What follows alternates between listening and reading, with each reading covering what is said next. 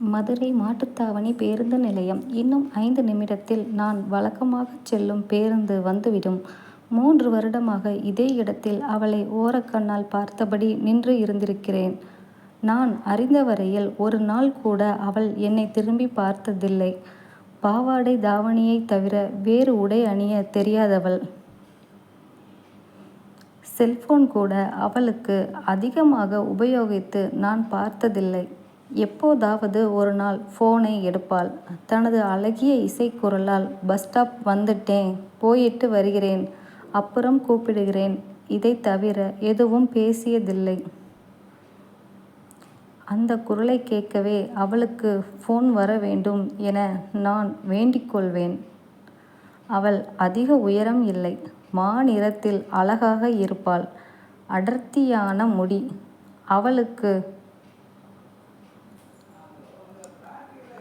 அவளின் கண்களில் நிஜமாகவே ஏதோ ஈர்ப்பு உள்ளது. என் மனம் அறிந்தவரையில் அவள் எந்த ஒரு ஆணையும் ஏறெடுத்து அவள் பார்த்ததில்லை. அவள் நடக்கும்போது வரும் கொலுசு சத்தத்துடன் நான் தினமும் பேசிக்கொள்வேன். ஒரு நாள் கூட அவளை பின்தொடர்ந்து சென்றதில்லை. என்னால் அவளுக்கு எந்த கெட்ட பெயரும் வருவதை நான் விரும்பவில்லை. என் காதல் இளவரசியின் பெயரை கூட நான் அறிந்ததில்லை. என் கல்லூரியில் அடங்காத காளைகளில் நானும் ஒருவன். ஆனால் அவளின் முன்னால் ஏனோ அப்படியே அடங்கிப் போய் விடுகிறேன். வீட்டில் அடம்பிடித்து வாங்கிய ராயல் என்ஃபீல்டு இப்போது வீட்டில் அடங்கி நிற்கிறது. அவளை காண வேண்டும் என்ற ஒரே காரணத்திற்காக பேருந்தில் பயணிக்கிறேன். அவள் எந்த கல்லூரி என்று கூட எனக்கு தெரியாது. நான் என் கல்லூரி பேருந்தில் ஏறிய பின்னும் அவள் பேருந்து நிலையத்தில்தான் இருப்பாள். தினமும் நான் நிற்கும் அதே நிறுத்தத்தில்தான் அவளும் நிற்பாள். எத்தனையோ பெண்களை என் கல்லூரியிலும் சரி, வெளியே பல இடங்களிலும் பார்த்துள்ளேன். உங்க பாஷையில் சைட்டடித்துள்ளேன். அவர்களின் கிண்டல் பேச்சிலும் மயங்காதவன் அவளின் அமைதி. என்னை தினமும் நேசிக்கும் அவள் கண்களில் மயங்கினேன். அவளுக்கு ஏதும் சோகம் ஒளிந்து இருக்குமோ என்று நான் அடிக்கடி யோசித்தது உண்டு. என் கல்லூரியில் எனது ஜூனியர் பெண் ஒருத்தி என்னிடம் தனது காதலை சொன்னபோது அவளுக்கு அட்வைஸ் செய்து கொஞ்சம் என் பாஷையில் திட்டியும் அனுப்பிவிட்டேன்.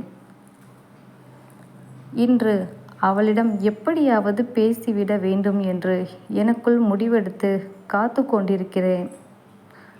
அவளை பார்த்த முதல் நாள் உண்மையாகவே எனக்கு நினைவில்லை. ஆனால் அவள் கண்களை பார்த்த நாளை மறக்க முடியாது. ஆம், லேசாக கலங்கிய சிவந்த விழிகளைத்தான் முதலில் நான் கண்டேன்.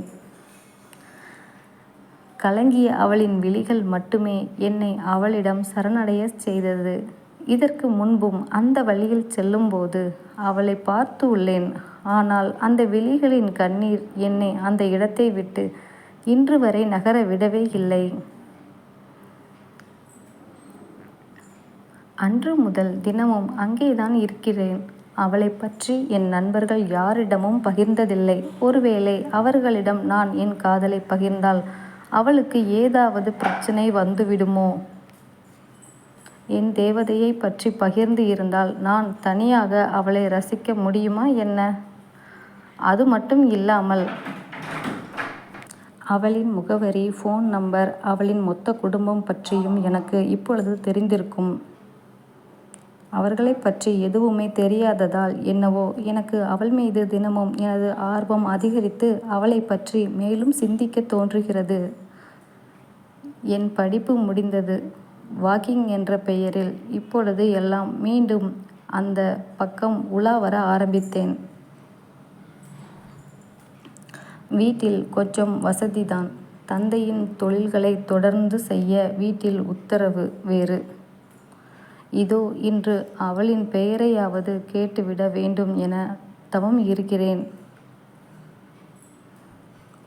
நீல நிற பட்டுப்புடவையில் தலை நிறைய மல்லிகை பூ வைத்து, அந்த அழகிய இடுப்பில் நீளமான ஆரம் ஒன்று அணிந்து, கைகளில் கண்ணாடி வளையல்கள், மெஹந்தி, சிவந்த கைகள், நெற்றியில் அழகிய பொட்டு, அவளின் ஒரு முகத்திற்கு ஏற்றாற்போல் என்னை நோக்கித்தான் வருவது போல் எனக்கு ஒரு மாயை.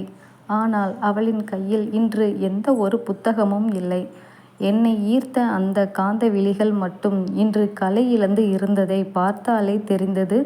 நான் மயங்கி விழுந்த அதே கலங்கிய மான் விழிகள் கலங்கி இருக்கும் போல. அவள் அன்று என்னை பார்த்து கொண்டேதான் என் அருகில் வருகிறாள் என்பதை என்னால் உணர முடிகிறது. அந்த நேரம் என் அம்மாவின் அழைப்பு வந்தது. அவளிடம் இருந்த என் கவனத்தை திருப்பி அம்மாவின் அழைப்பை ஏற்றேன்.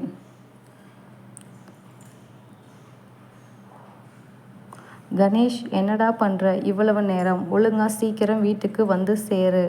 உனக்காக எவ்வளவு நேரம் வெயிட் பண்றது கணேஷ்? அம்மா, இதோ 10 நிமிஷத்துல வந்துடுறேன் அம்மா என அம்மாவின் காலை கட் செய்து திரும்பினேன். என்னவள் எனக்கு நேர் எதிரில் தலை குனிந்தபடி நின்றாள். அந்த ஒரு நிமிடத்தில் என் உடல் முழுவதும் வியர்வை துளிகள் நிரம்பி நின்றன. அவள் கண்டிப்பாக என்னிடம்தான் ஏதோ பேச வந்துள்ளாள் என்று நினைத்தபோது என்னால் அந்த சந்தோஷத்தை கட்டுப்படுத்த முடியவில்லை. என்னை அறியாமல் தலையினை தடவியபடி அவளை நோக்கி ஏங்க என்றேன்.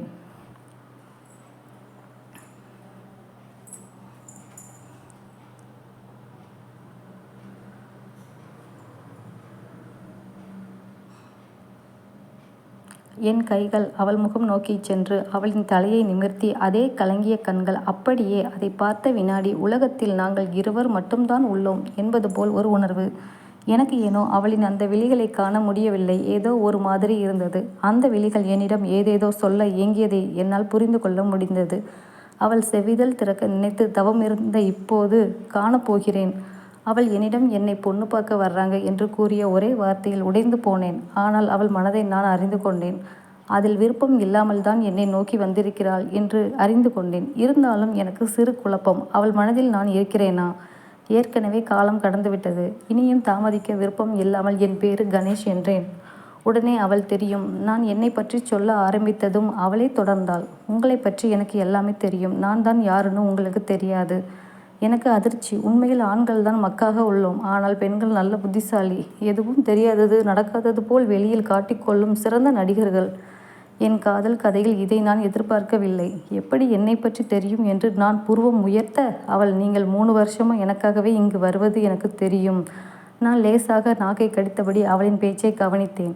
நீங்கள் போடுற ப்ரௌன் கலர் ஷர்ட்டை அப்புறம் ஒயிட் கலர் ஷர்ட் எனக்கு ரொம்ப பிடிக்கும். அவள் கூறியதை கேட்டு எனக்கே இப்போது லேசான புன்னகை கலந்த வெட்கம் தோன்றியது. அவள் மேலும் தொடர்ந்தாள். நீங்கள் என்கிட்ட வந்து பேசுவீங்க என டெய்லி ரொம்ப ஆவலாக வெயிட் பண்ணுவேன். ஆனால் பார்வையோடு மட்டுமே நிறுத்திடுவீங்க. அதனாலேயே நான் நிறைய தடவை கவலைப்பட்டிருக்கேன். வேறு எதையும் சொல்ல இப்போ எனக்கு டைம் இல்லை. இன்னும் கொஞ்ச நேரத்தில் என்ன பொண்ணு பார்க்க வர்றாங்க. எப்படியும் மாப்பிள்ளையை பிடிக்கலைன்னு தான் சொல்ல போகிறேன். ஆனாலும் உங்ககிட்ட பேசிடணும்னு தோணுச்சு. நீங்கள் நல்லவன் ஆனாலும் கெட்டவன் ஆனாலும் எனக்கு தெரியாது. ஆனாலும் உன் கூட இருக்கணும்னு எனக்கு என் மனசு தோணுது. டெய்லி உன்னை பற்றி யோசிப்பேன். உன்னை ஒரு நாள் இந்த பஸ் ஸ்டாப்பில் பார்க்கவில்லை என்றால் கூட எனக்கு ஏதோ மூட் அவுட் ஆகிவிடும். உன் காலேஜ் வரைக்கும் ஒரு நாள் உன்னை ஃபாலோ பண்ணிட்டு தான் வந்தேன். பட் பேச தைரியம் இல்லை. ஆனால் இன்றைக்கி கண்டிப்பாக நான் பேசியே ஆகணும். உனக்கு என்ன உண்மையாகவே பிடிச்சிருக்கா இல்லை சும்மா சைட் மட்டும் அடிச்சியா? உனக்காக நான் ஏங்கி தவிச்ச மாதிரி உனக்கு எதுவும் தோணி இருக்கா? என்னை மிஸ் பண்ணி இருக்கியா? என்னை பற்றி நினச்சிருக்கியா? உனக்கு தெரியாமல் உன்னை பார்க்கும்போதெல்லாம் எனக்கு ஏற்பட்ட மாதிரி ஏதாவது ஃபீலிங் உனக்கு வந்திருக்காடா? இல்லை நீயும் எல்லா பசங்க மாதிரி சும்மா சைட் மட்டும் அடிச்சிட்டு இருக்கியா? சத்தியமாக இது போன்ற வார்த்தைகளை நான் எதிர்பார்க்கவில்லை. நீ எனக்கு வேணும். I love you Ganesh. நாளைக்கு இதே இடத்தில் திரும்ப மீட் பண்ணலாம் என்றவள் என் பதிலை எதிர்பார்க்காமல் ஓடிவிட்டாள். என் முட்டாள் மனம் அவளின் பெயரை கூட கேட்கவில்லை. மீண்டும் என் மொபைல் ஃபோன் அடித்தது. டென்ஷனுடன் என்னம்மா என்று எரிச்சலுடன் பேசினேன். டேய், உனக்காக எவ்வளவு நேரம் வெயிட் பண்ணுறது? முதலில் வீட்டுக்கு வா. எங்கடா போய் தொலைஞ்ச? உனக்கெல்லாம் எப்போ தான் பொறுப்பு வரப்போகுதோ தெரியல. ஐயோ அம்மா, போதும் வந்து தொலைகிறேன் என காலை கட் செய்துவிட்டு எப்போதும் திட்டாத என் அம்மாவிடம் இன்று என் மனம் எரிச்சலை கொட்டியது. யாரும் இல்லாத அந்த பேருந்து நிறுத்தத்தில் நான் மட்டும் தனியாக நின்றேன். அவளை பற்றி எதுவுமே கேட்காததை எண்ணியபடி என்னை நானே திட்டிக் கொண்டேன். நாளை இதே இடத்தில் பார்க்கலாம் என்று சொன்னாலே அந்த ஒரே நம்பிக்கையில் மட்டும் என் மனம் நாளை விடியலை எதிர்பார்த்தபடி மனம் எங்கும் என் காதல் நிரப்பியபடி வீட்டிற்கு சென்றேன். வீட்டுக்குள் நுழைந்த அடுத்த நொடி என் வீட்டில் உள்ள அனைவரின் கோப கண்களும் என்னை நோக்கி இருந்தன. வரிசையாக அவரவர்களுக்கு மனம் போல என்னை தாளித்து தள்ளினர். நான் தலை குனிந்தபடி அத்தனை அர்ச்சனைகளையும் வாங்கி கொண்டிருக்கும் போதே திடீரென ஒரு அமைதி நிலவியது. ஆம், என் அப்பா வந்துவிட்டார். அவனை திட்டினது போதும், போய் எல்லாம் கிளம்புங்க என்றார். என் அப்பா மட்டும் அமைதியாக வந்தாச்சுல்ல, சீக்கிரம் ரெடியாகு என என் முதுகை தட்டியபடி கூறிவிட்டு சென்றார். எங்கள் வீட்டின் இளவரசி, ஆனால் எனக்கு மட்டும் ராட்சசி. என் தங்கையை தேடினேன். எங்கே போகிறோம் எல்லோரும்? உடனே அவள் ஏன் நடிக்கிற, உனக்கு தெரியாதா? சத்தியமாக தெரியாது லூசு. ஐ ஜாலி, சொல்ல மாட்டேன். என் நிலைமை புரியாமல் சென்று விட்டாள். அண்ணனிடம் கேட்டேன். அவனோ வெக்கத்தில் தலை குனிந்தான். நானும் சீக்கிரம் என் அப்பா கிளம்ப சொல்லியதால் என் அறைக்கு சென்று கிளம்பலானேன்.